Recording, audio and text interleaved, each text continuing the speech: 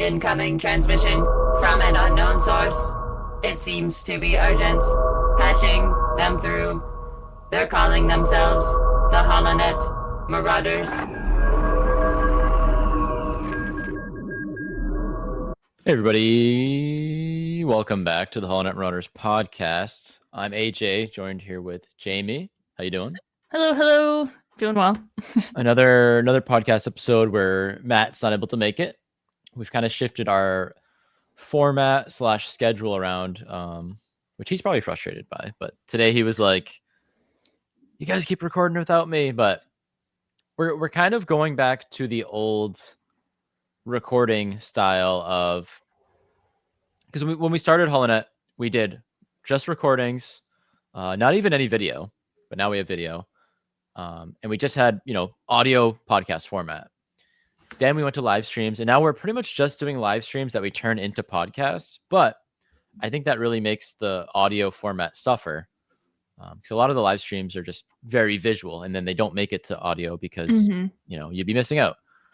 So we always say, for you guys listening at home or in the car or wherever you're listening to our podcasts, check out our YouTube, give us a subscription, watch stuff on there. But with that being said, we're also going to be delivering back to you guys who like listening as a podcast. So we're going to be having these recordings again, where they'll probably get uploaded to YouTube as well, just to have up there. But they'll be on Spotify, they'll be on Apple Podcasts, and all the other ones, whatever else there is. And I also want to clarify, Matt just wasn't available today. It's not like he's not available ever and he's gone. No, Matt's still with us. He's still part of the show. We've just had the last couple of these we've done. There's been some sort of random, nearly almost personal for us, or we're personally invested in like news that we like gotta talk about immediately. Can't wait. When are you available? And he just hasn't been available to sit down and record with us. We've talked about it for this one, but his work schedule is busy. He works at nights. We're available at nights, so that's 2 out of 3. So we'll get it figured out. We'll get Matt back on here. Of course, we just had our pumpkin paint off where Matt was, of course, on there, and he might even win again back-to-back years. But we'll see. Go follow us on Instagram also if you're not following us on there, because you can vote for the best pumpkin on there. But today we're talking about another thing, like Jamie mentioned, that's near and dear to our hearts. Personally invested. The Knights of Ren. And in this case, kind of like the Ben Solo news we talked about in our last episode. News came out that there's an Acolyte, Art of the Acolyte book coming out in January, I believe. Yes. In 2026, at least early 2026, I think January. Written by Kristen Baver, actually. One of our pals at Lucasfilm there, Kristen Baver, and obviously Leslye Headland has quotes all over the book because it was her show.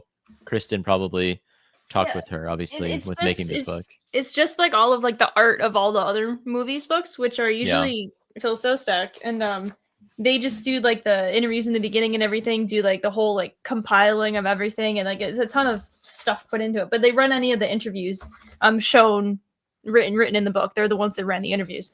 And so Art of the Acolyte comes out in January, and there were pages revealed about it earlier this year, actually.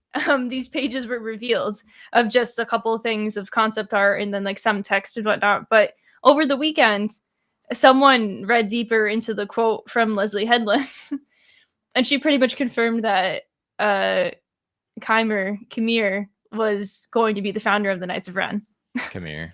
Yeah, Qimir, exactly. Which is something that Jamie and I always thought was a thing, because in the show they literally have, I think at the end of that episode, Night, in the middle of the season there, they had Kylo's theme start playing for Qimir. It was in the music. Stranger. They dropped it in like explicitly, like it was obvious, in the music. It was so obvious, and like you could also like kind of tell the way that his arc was eventually going to go was he was going to break off from whatever he was doing and do his own thing. Which so is it's very frustrating because it's like we could have gotten, first of all, let's talk about the Knights of Ren. The Knights of Ren are probably the coolest thing added to Star Wars in the last 10 years, I would say. they're the most untapped, coolest thing. I think most people would agree with that.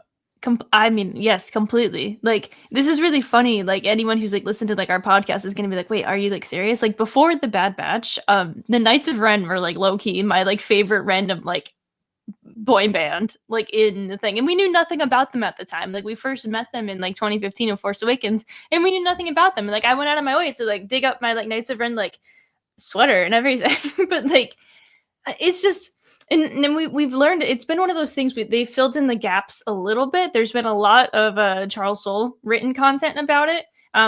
It's been like 3 or so different comic runs the Knights have turned up with stuff with Kylo Ren, with stuff of not quite the founding, but just like a different era of them. And it's, I'm just frustrated that we know in the weirdest of ways of some art got posted months ago. It was literally like a page posted at like Celebration. It was at a panel just like publicly shown, and someone took a picture of it. And then people are digging around this past weekend, and it's just like, oh wait, there's literally a quote in here. Yeah, I don't know. I really don't know how it came about with this, like this past weekend. I don't know how it just came about and it was posted. And yeah, it's weird though, but it's out there now. And yeah, I mean, more Knights of Ren content I think would be welcomed by mostly everybody. Let me pull up the actual quote. Yeah. Let me throw that out there. So the actual quote from Leslye Headland in the Art of the Acolyte, which again, it's not out yet, but the page was released, and so it was publicly available. She says, so they're talking about creating the look for the stranger and just like what's going on with that and the design in the helmet. And there's so much like good stuff in there about this, but she says, based on the design, the storytellers took this as inspiration. It felt like it foreshadowed a possible connection to the Knights of Ren with the Kylo Ren shape we landed on regarding the helmet. We just started to go in that direction. It was the design of the character, as well as knowing that we were going to introduce Darth Plagueis, who was going to end up with Palpatine as his apprentice. Following the rule of two, a precept that limited the Sith to just two at any given time, a master and an apprentice. One way to keep it going is if the stranger is the first Knight of Ren, part of a Sith-adjacent cult that we know eventually survives. Composer Michael Abels would further hint at this potential connection with a musical cue to incorporate Kylo's theme.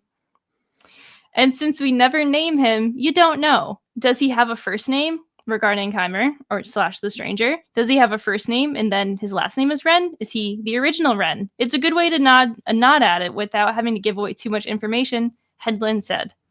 Yeah. It's all spelled out right there. I'm just like, okay, first of all, though, I gotta say, I'm so proud of us for clocking in immediately. Like, I was gonna like dig back into our episodes of recapping the Acolyte and try to like find that, but like I my stomach churns just anytime I have to like re-listen to any of our own stuff, and so I couldn't get around to it. But I know that we were talking about it for a very long time, that the Kylo's theme was playing. The entire situation was just like kind of very similar to like his like character, and the helmet looks like it. It's yeah. We're this close. You can guess what Matt's point of view is. Back then he was iffy on it for some reason, if I recall, and now, I texted him about it, and he's unable to make it. So I hate having to relay his thoughts to the show. But I met secondhand Matt take. Secondhand Matt takes. So he said, just like the Ben Solo thing, he disagrees with Jamie and I on this one, and he's not for it because he didn't want the Knights of Ren to be tied to the Sith. But I might be butchering his words, but I'm pretty sure he said something like that. Which, Matt, you're not here. It's easy to argue with you when you're not here, but I think you're dead wrong. Of course, they're going to be connected to the Sith. They're an offshoot of the Sith. They end up working for Palpatine later. I know that in the comics, a lot of things happen, and they end up. It's revealed why they owe stuff to Palpatine, sort of. But they've always been Force adjacent, and like something with that. Their leader has always been some sort of Force sensitive, because it's the whole concept of like touching the shadow and like using like that power and whatnot. And so the Knights of Ren have always been Force adjacent, no matter what. Even like before they were like fully plotted out during the movies, like that gets really expanded on more in the Charles Soule comics. And so it's just I disagree, Matt. Like I think that it makes perfect sense that the stranger could have been the leader of the Knights of Ren, whether it was actual like Qimir Ren, like, like we were so close. Matt's so weird. Like if he was Yeah, he here, I is. would tell him like he always has a bunch of things he wants out of like the lore. I don't necessarily know if I'm like the same. If someone changes something with the lore, not even changes, just kind of like goes against what I want with the lore, I can't think of a good example that I'd be passionate about, but I'm sure he would be able to bring something up. But I just kind of go with the flow and follow the story. Of course, there's things I do and don't like, for sure. But if all of a sudden they were like Kylo Ren is related to who and who instead of Han Solo, I don't know. Like I don't know. I can't think of something that would aggravate me like that. Like the Knights of Ren being connected to the Sith is something he doesn't want. I don't have something I don't see how that would be any sort of a negative. I think that makes perfect sense because we never did get like a full origin of what else would they be connected to? They have to come from somewhere. We never. Is it because he didn't want them to show up like during the High Republic era? Like he wanted them to be like an older, like thing, a newer thing. He said something along the lines of, he wishes there was more like factions in Star Wars or like more religions or something. I don't know. And okay, which I get, but Star Wars is very basic. It's like good guys, bad guys. It's basic, but it's also complex at times. But you have Jedi and Sith. Like counter, like process this here. If he wants more factions in Star Wars and the Acolyte alone, like we have the Jedi Order, we have the Force Witches on Brendok. We have the Sith doing their thing. And then you have a guy who's about to be a Sith reject himself. He's literally going to go found his own like cult, his own religion. He's founding the Knights of Ren. That's another faction. I don't... We're here having an argument with like Matt without him being here. Most factions come from... Well, it's a good talking point. Most factions come from something. Most things are splinters of something else. Even in real life religion. Exactly. I think that a good example in the High Republic era, like alone, the Nihil only came about, the main conflict in the High Republic, they only came about because there was literally a Force cult, an anti-Force cult, the Path of the Open Hand, and then the Nihil like grew out of that because they got like really like, we're gonna like be crazy about this. But see, I think Matt loves something like that, and he's not wrong. Like that's a it cool grew idea. Very big. It's not like the Nihil came from the Sith or something like that. So they came from a cult. But look, a cult can like start with like anyone. So like, I don't know. Matt's weird. Some weird takes. I wouldn't say it's weird. I think he's just like stubborn. And I wish he could be here to defend his himself. Point. Of course, it'd be a great conversation. It's 2 times in a row we missed out on a great conversation with Matt. He did talk about it on the Pumpkin Paint Off. So if you really want to hear Matt's take on that, jump over and check that out on YouTube. About the Ben Solo thing. Yeah, about the Ben Solo thing. That was before. That was before this.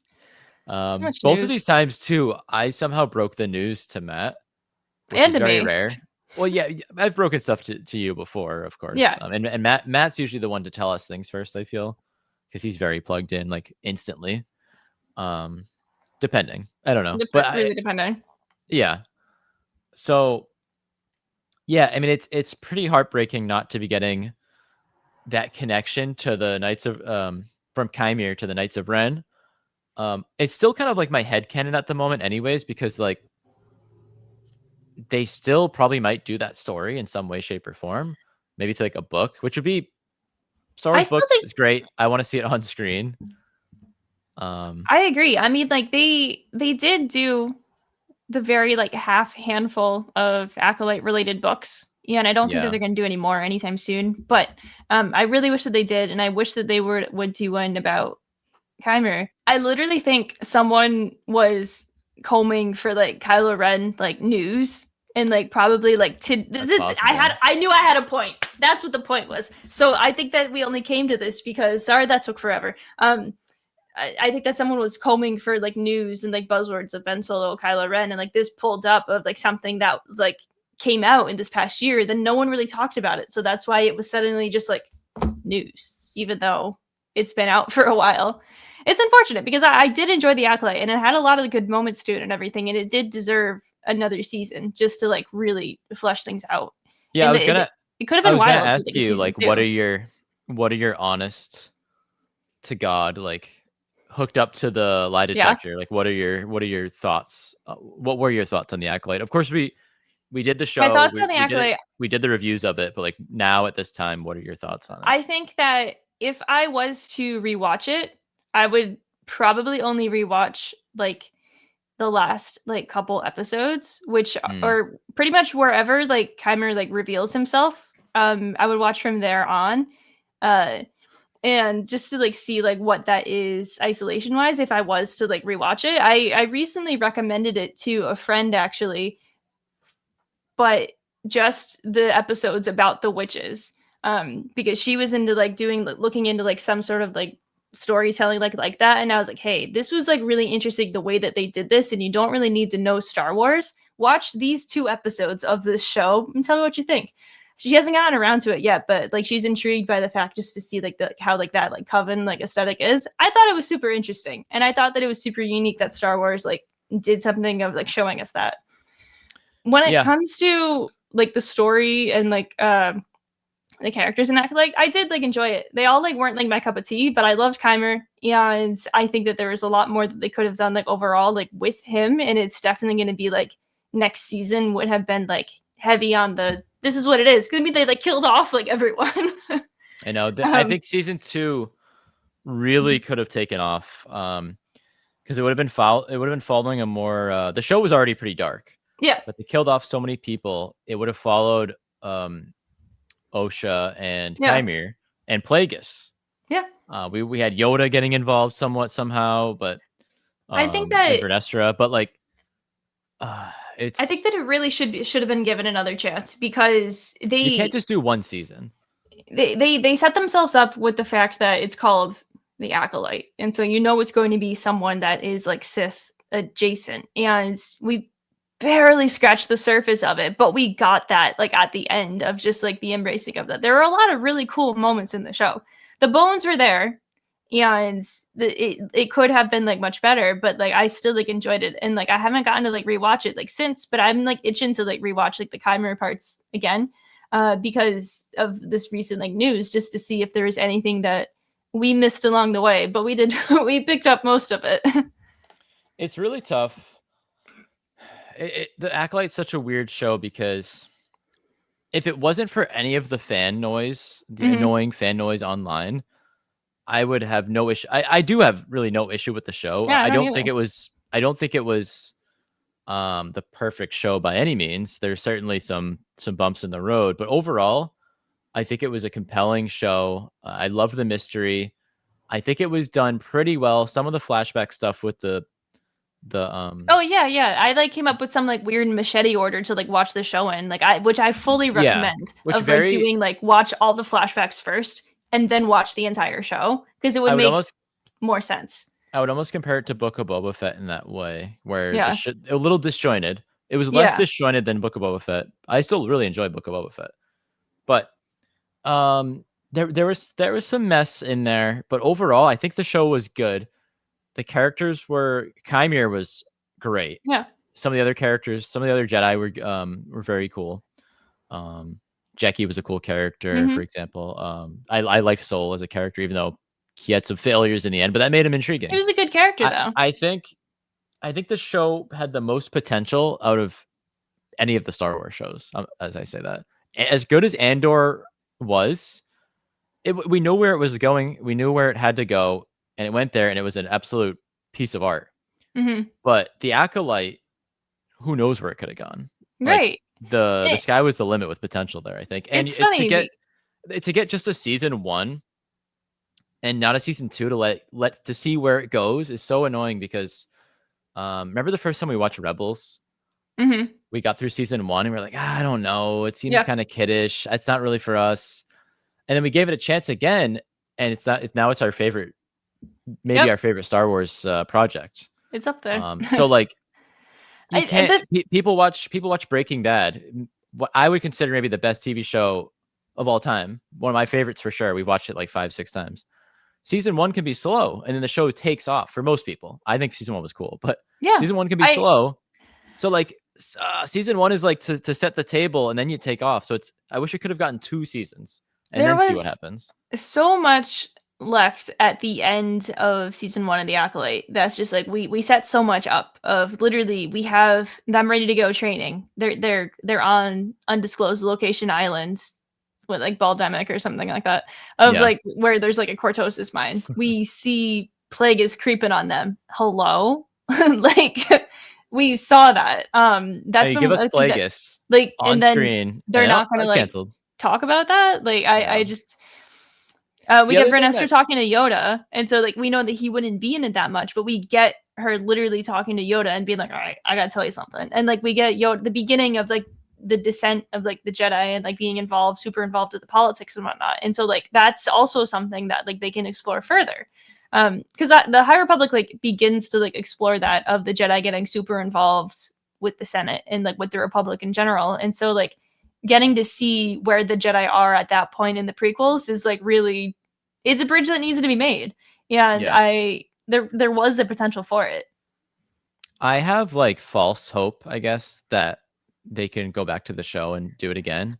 I do as well. I really think that they could. And I really think that I say do it again. I mean, continue it. I don't know how I said that. Yeah. I think that I said it before. I don't remember if it was on like the Ben Solo thing or if it was on something else recently, but like it's okay to make like not necessarily like a stinker, but like make something that's just kind of like, it's just like, it's Star Wars. We know what it is. And like, you just gotta like, let the thing like breathe and just make it like, I just wish that they like weren't afraid to just like make the different kinds of shows, make the different kinds of content again.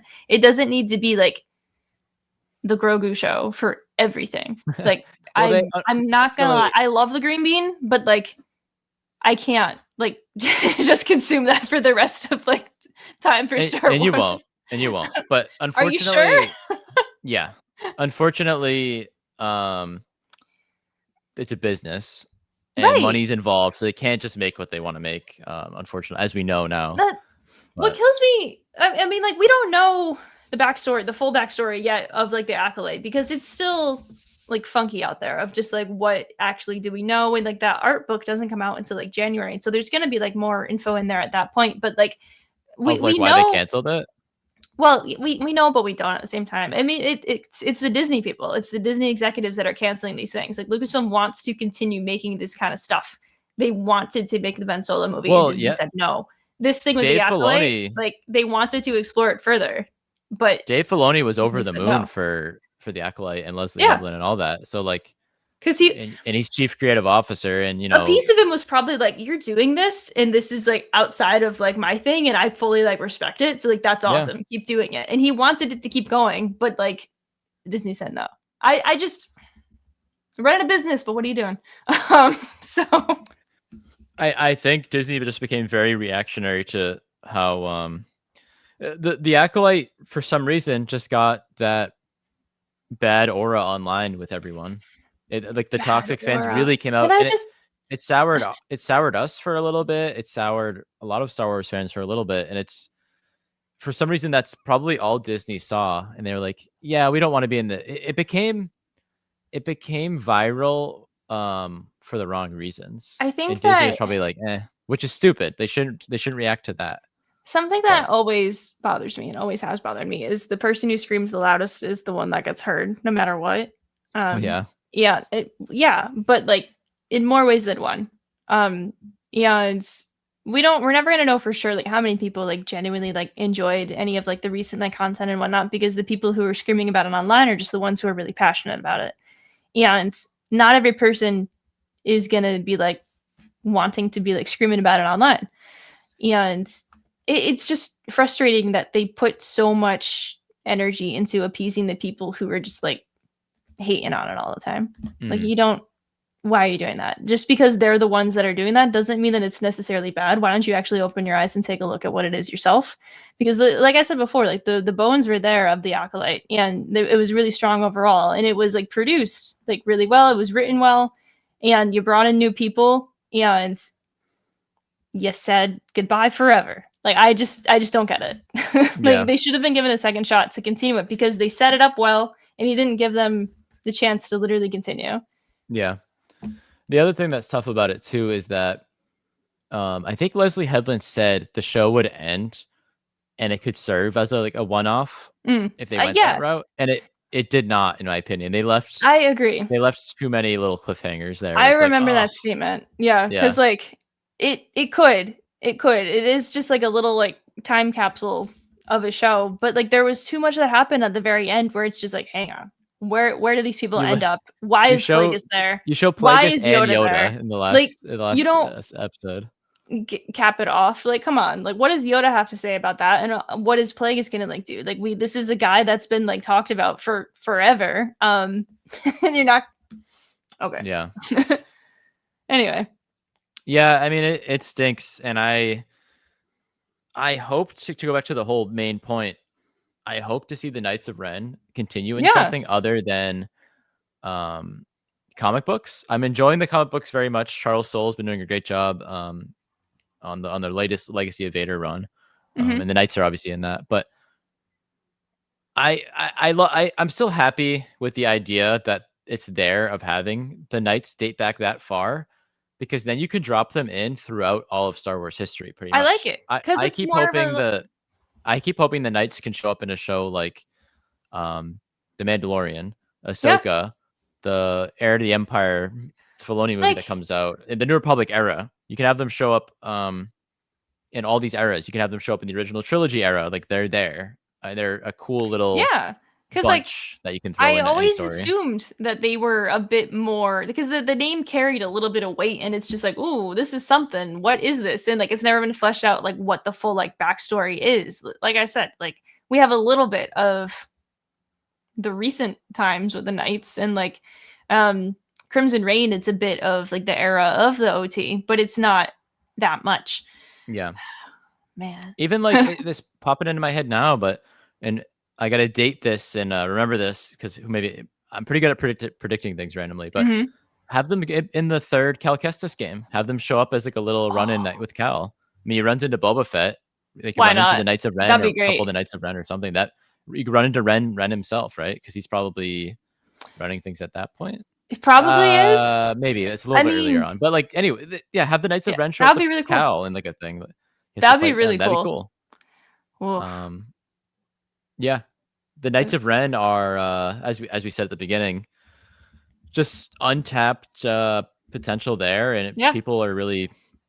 Most people I know, like if they don't like the sequels or whatever, like they like the Knights of Ren. They like even Kylo, but they like the Knights of Ren. There's a cool look to them. It starts with a cool look.